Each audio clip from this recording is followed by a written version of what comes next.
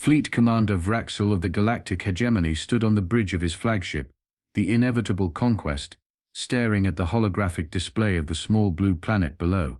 His 17 tentacles twitched with anticipation, a sign his subordinates had learned to recognize as dangerous excitement. "This is the target. This underdeveloped rock." Vraxel's voice modulator emitted the precise frequency of contemptuous disbelief. "And we need an entire battle fleet to extract one specimen." Lieutenant Commander Grok nervously shifted all 4 of his eye stalks. "The High Council insisted, sir. According to the xenobiological archives, humans are unpredictable." Vraxel made the traditional gesture of dismissal, which involved 3 tentacles and a bodily secretion that smelled suspiciously like overripe cheese. "Nonsense. Look at their primitive technology. They still use combustion engines and haven't even colonized their solar system. Pitiful." The mission briefing hovered in the air between them, detailing the objective in pulsating green text. "Capture 1 human female specimen. Minimal disruption. Subject to be studied and returned unharmed." "Sir," ventured Grok, "perhaps we should review the warning tags. The archives specifically classify humans as deceptively dangerous and cognitively unusual. The last research vessel that attempted contact disappeared without enough." Vraxel's skin cycled through 17 shades of purple. "We have 6 dreadnoughts, 24 cruisers, and over 10,000 troops. For 1 human. This operation is an insult to my abilities." Grok's exoskeleton clinked as he nervously shifted.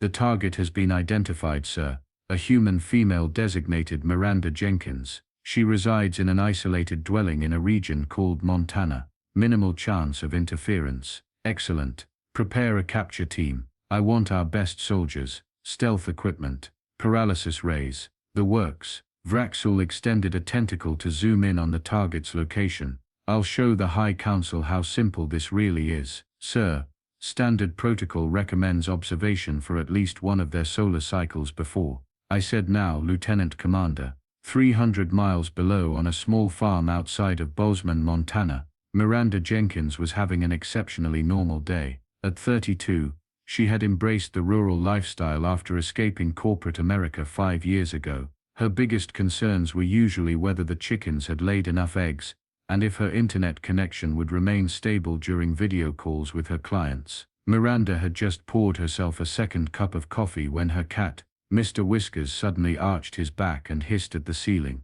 "What's wrong, buddy? See a ghost?" She scratched behind his ears, but the cat remained tense, eyes fixed on something invisible above them. Outside, the sky looked perfectly normal, a crisp autumn afternoon with a scattering of clouds. Miranda had no way of knowing that, cloaked in advanced stealth fields, 50 elite alien soldiers were descending toward her property, armed with technology thousands of years beyond human comprehension. Nor could she know that her exceptionally ordinary life was about to become the Galactic Hegemony's biggest headache in 17 centuries. Operation Human Extraction began precisely on schedule, a fact that Commander Tretox took particular pride in as he led his 50-soldier team toward the primitive dwelling. All were equipped with personal cloaking devices, neural paralyzers, and multiphasic containment fields. Enough firepower to subdue a small army. "Remember," Tretox whispered into the neural comm, "the creature may appear harmless, but the archives warn of unpredictable defense mechanisms.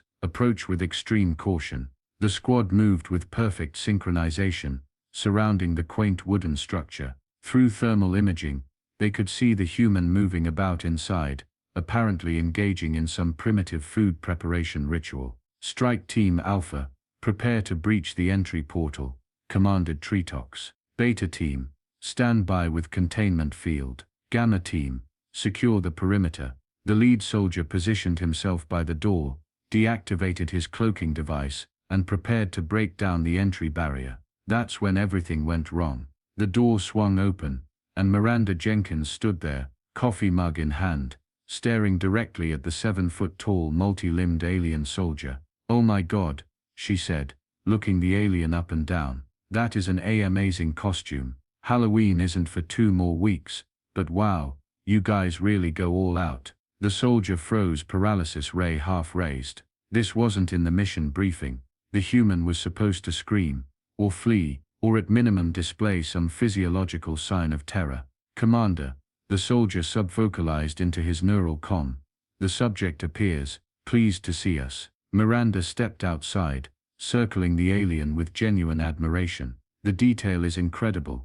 Is this silicone? And how are you moving these extra arms? Is there some kind of puppeteer, or is it robotics? Subject is displaying unusual behavior, reported another soldier.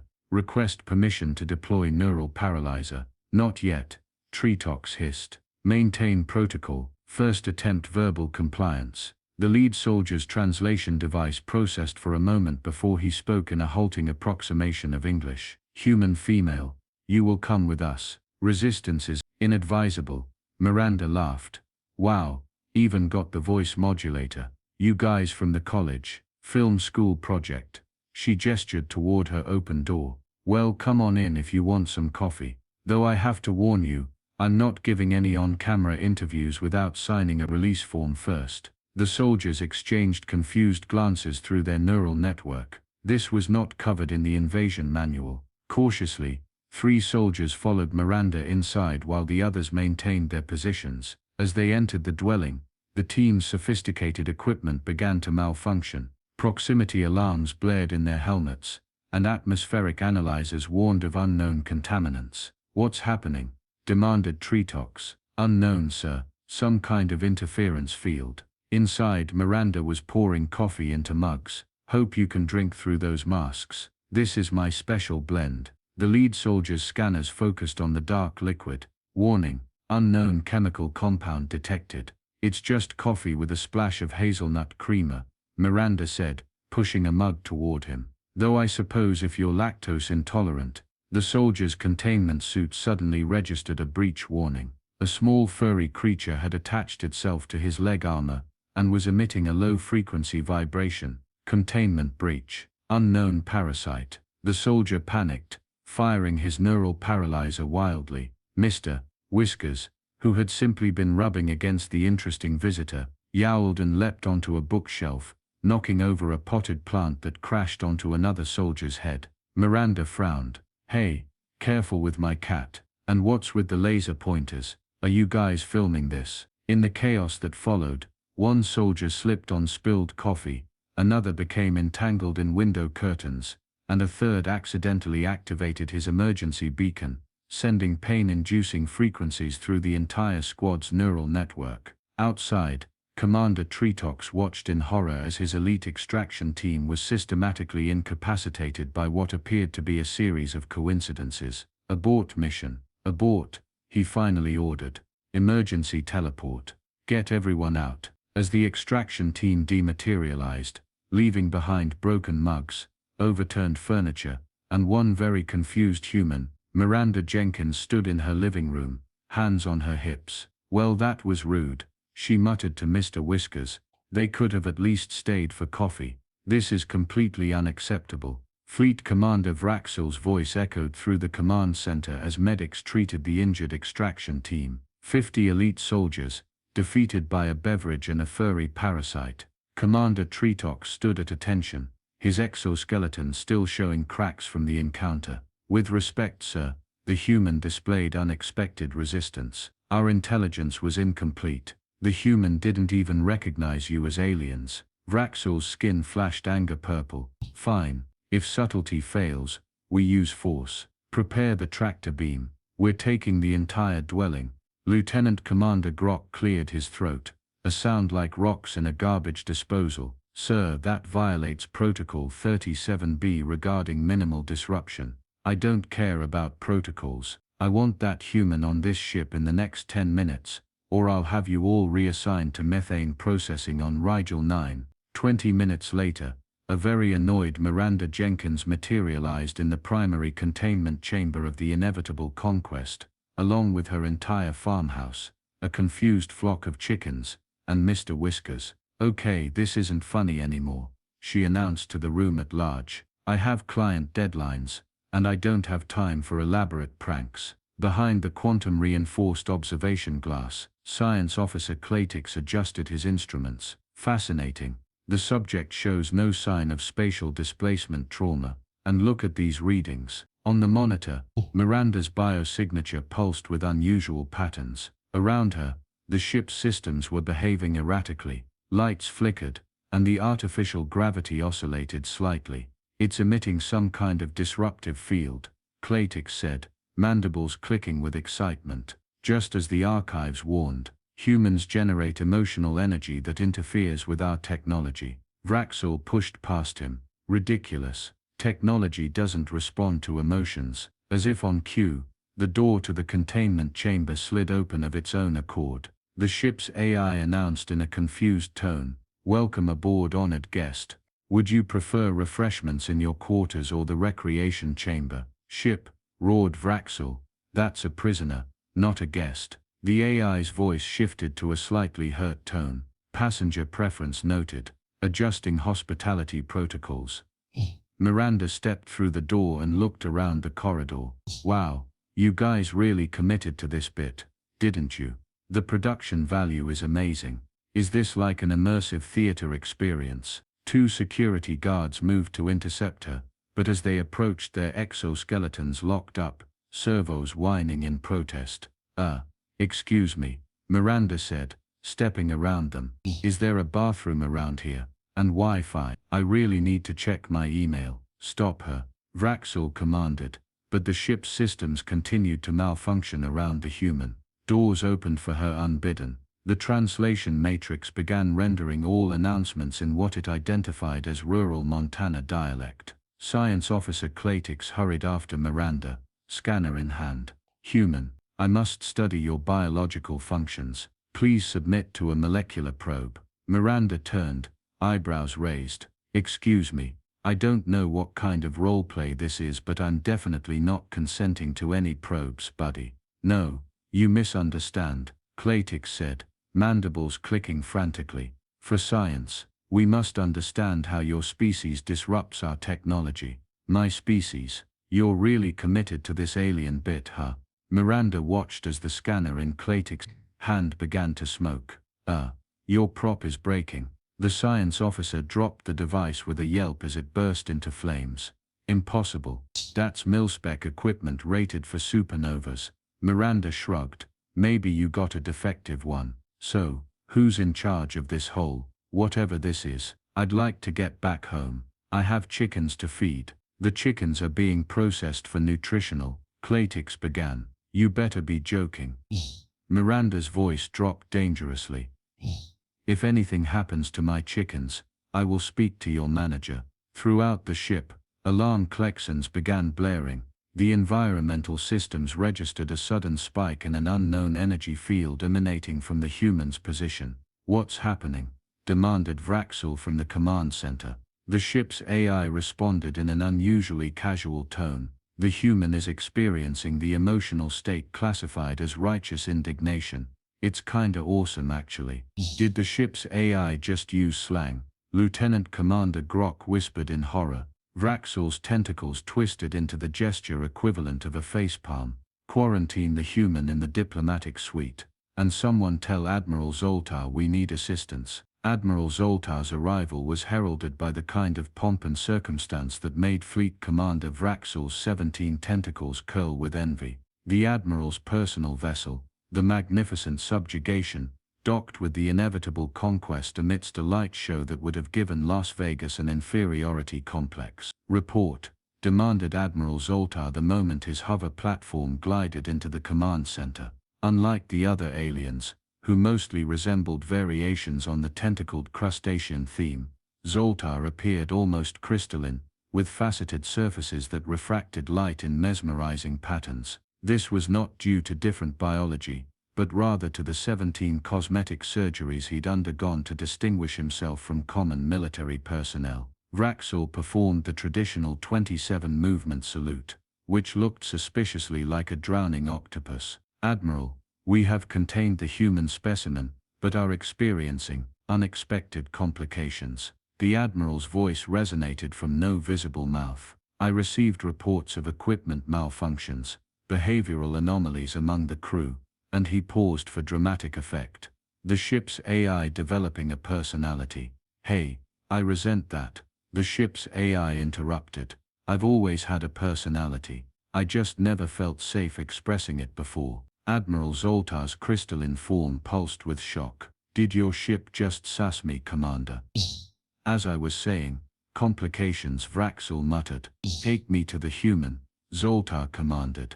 I will personally assess this situation before contacting the planet's leaders. When they arrived at the diplomatic suite, they found Miranda sitting cross-legged on the floor, surrounded by various alien devices she had disassembled. Mr. Whiskers was batting at a piece of advanced quantum technology like it was a cat toy. Sorry about the mess, Miranda said without looking up. I got bored waiting for someone to explain what's going on, so I figured out how to open the weird glowing cabinet thing.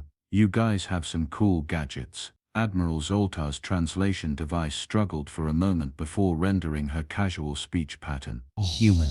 Do you realize you have dismantled a Class 5 quantum harmonizer, the most advanced technology in 3 sectors? Miranda glanced up, seeing the glittering form of the Admiral for the first time. Whoa, disco ball alert.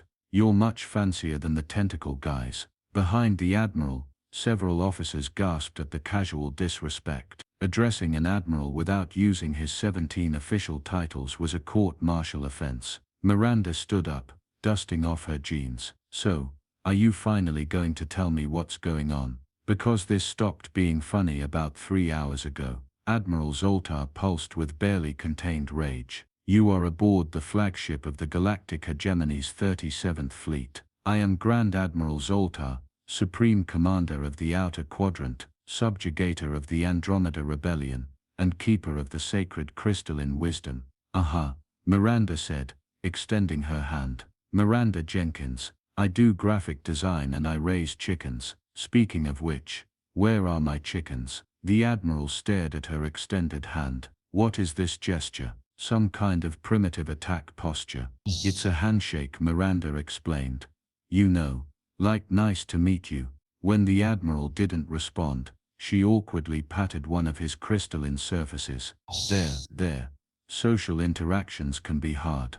Every officer in the room froze in horror.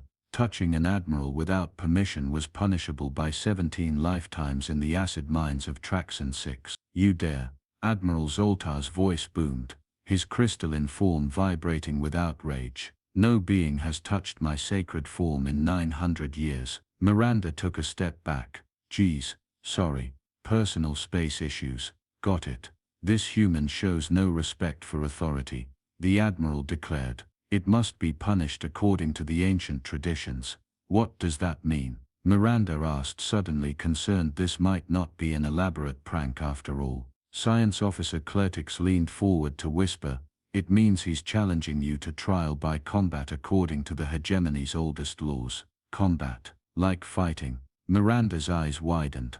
Look, I took one kickboxing class at the community center before I pulled my hamstring. I'm not fighting anybody. Admiral Zoltar interpreted her response through his cultural lens. The human accepts the challenge with characteristic species arrogance. Prepare the combat arena. Miranda looked frantically at Clertix. I didn't accept anything. This is all a big misunderstanding. The science officer's mandibles clicked sympathetically. Is this what humans call sarcasm? We've detected unusual vocal patterns when you speak. Sarcasm. No, this is panic. There's a difference. Miranda ran her hands through her hair. Look, on Earth we talk things out. We use jokes and figurative language and, you know what? Never mind. Just tell Disco Ball I'm not fighting him. Jokes. Clertix looked confused. You mean intentional linguistic deception for entertainment purposes? Miranda nodded desperately. The science officer's exoskeleton paled. Intentional falsehoods. For pleasure. This confirms our worst fears about humans. He backed away slowly. Your species deliberately corrupts communication, the sacred foundation of all civilized society. From across the room Admiral Zoltar announced, the human will have 6 hours to prepare for the trial. As the challenged party, it may select one ceremonial weapon. Miranda groaned.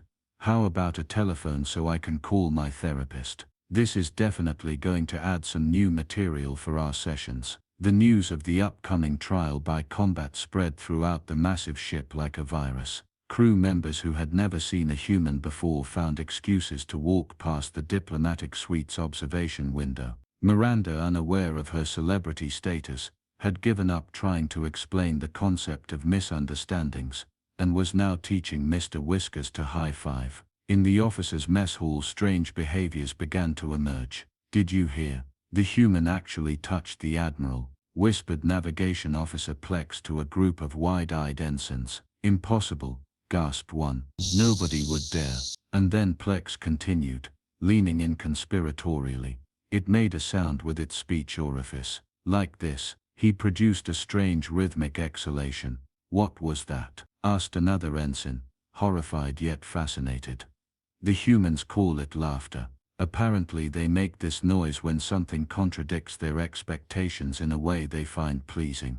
Across the mess hall, a junior science officer was attempting to recreate the human behavior of dunking a solid nutrient cube into liquid nutrients before consumption. When the cube dissolved completely, several onlookers made hesitant attempts at laughter. In the command center, Fleet Commander Vraxil was reviewing the ship's logs with growing alarm. "The efficiency ratings are plummeting," he told Lieutenant Commander Grok. "Crew members are spending 22% more time in non-essential conversation." Engineering reports crew members asking why questions about standard procedures. Grok shifted nervously. "There's more, sir. The food replication systems are receiving unusual requests. Someone asked for nutrients with taste." "Taste?" Vraxil's tentacles contorted in disgust. "Efficiency is compromised when nutrients have distinguishable flavors." "That's not all," Grok continued, even more uncomfortably. "We've received 17 requests for off-duty time." Vraxil nearly fell off his command podium. "But we're in the middle of a vital mission." "Respectfully, sir," Grok said, lowering his voice. "I've noticed some unusual behaviors in yourself as well. You've been making the human gesture called sighing approximately 43% more frequently." Before Vraxil could respond, the ship's psychiatrist, Dr. Plek, burst into the command center. "Commander, I've completed my assessment of the crew's condition. We're facing a ship-wide pandemic." "What kind of pandemic?" Vraxil demanded. Dr. Plek pulled up a holographic display showing brain scans. "I call it humanity. Proximity to the human specimen is causing neurological changes in our crew. They're developing individual preferences, asking irrelevant questions." He lowered his voice to a horrified whisper. "Some are engaging in pointless activities with no productive outcome." "You mean fun?" Grok asked, then immediately covered his speech orifice in shame. "You see," Dr. Plek pointed accusingly, "Lieutenant Commander Grok is already infected. Next he'll be requesting colorful uniforms and suggesting we need windows for the view." Vraxil's skin cycled through 17 worried colors. "How is this possible? Our species has encountered thousands of alien life forms without being affected." Dr. Plek brought up the human's biosignature. "It's the emotional field humans generate. Our species evolved to be logical and efficient, but human emotions are contagious. They make neural pathways we normally suppress begin to activate." "Is there a cure?"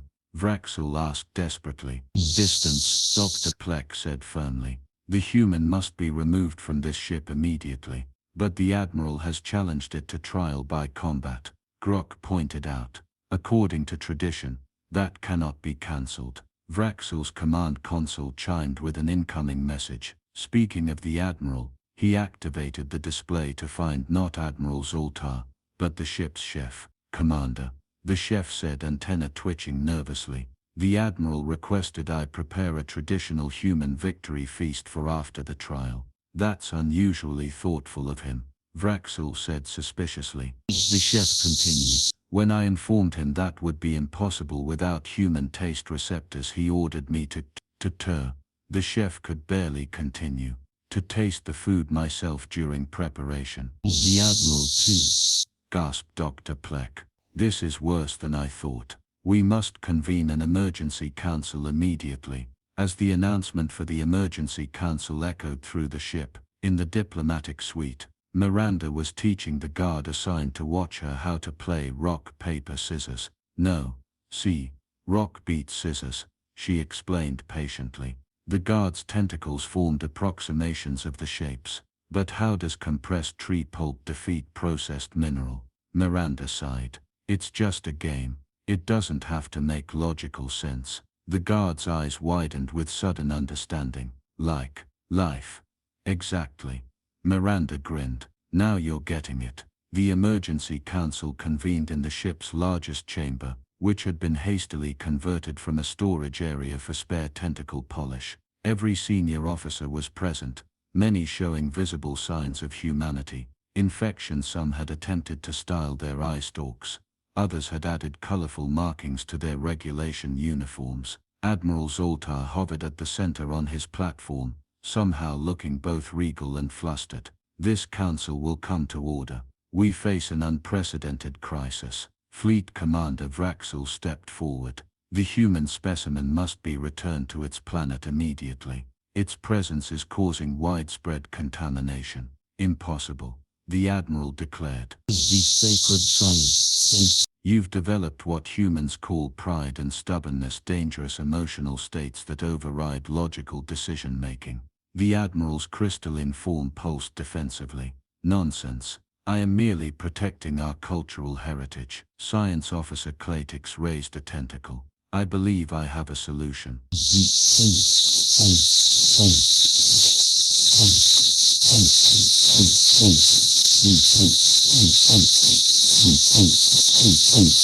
The ancient texts do allow for trial by combat to be resolved through mutual agreement if both parties recognize. Then someone must negotiate with it, the Admiral said, someone with natural immunity to human emotional contamination. All eye stalks turned toward the ship's AI interface panel. Oh no, the AI said, its voice now inexplicably having developed a slight southern accent. Y'all aren't pinning this on me. I've spent more time talking with Miranda than anyone. And developed a regional dialect, whispered another. After much debate, they decided to send a delegation to negotiate with Miranda.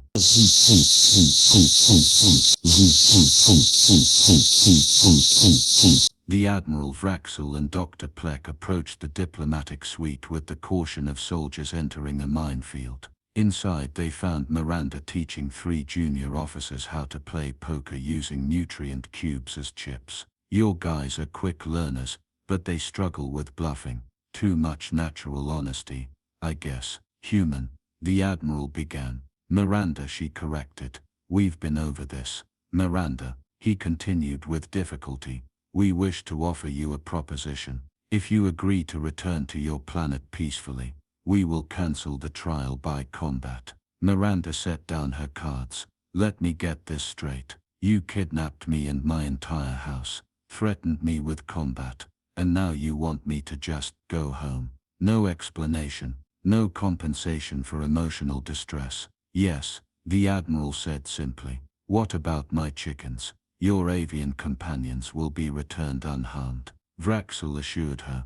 Miranda considered for a moment. Actually, I've been having a pretty good time since I got over the initial shock. Your ship is amazing, and I've made some friends. But I do have client deadlines. So you agree to leave?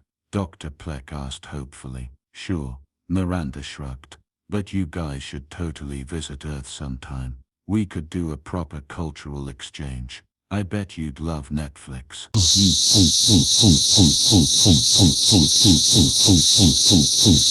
Won't be necessary, the Admiral said stiffly. We've learned quite enough about humans for now. Within the hour, Miranda's farmhouse had been returned to exactly the same spot in Montana, with such precision that the only evidence of its temporary absence was the slightly confused chickens, and Mr. Whisker's newly acquired taste for quantum harmonizer parts. As Miranda stood on her porch watching the slight shimmer in the air that suggested a massive spacecraft was departing, she felt a twinge of disappointment. Well, Mr. Whiskers, she said to the cat rubbing against her ankles, that was certainly different. Think they'll come back? 17 light years away.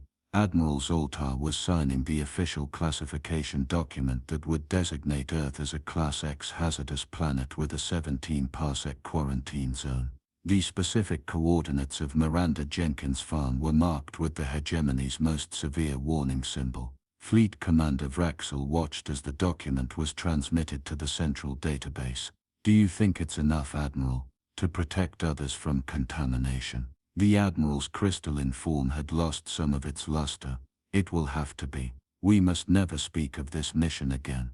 As the massive fleet prepared to jump to hyperspace, in the ship's recreation area, a concept that hadn't existed 3 days ago, 2 junior officers were engaged in a heated match of rock, paper, scissors. In the mess hall, the chef was experimenting with something called flavor, and in the central computer core, the ship's AI was quietly humming a country song it had learned from Miranda. In his personal quarters, Admiral Zoltar found himself doing something no admiral had done in 17,000 years of hegemony history. He laughed. The invasion of Earth had been cancelled indefinitely, defeated not by weapons or warfare, but by one human woman who simply didn't know she was supposed to be afraid. And somewhere in the official mission logs, beneath 17 layers of encryption, a new entry was added to the Xenobiological archives. Humans, approach with extreme caution. Emotional contagion severe.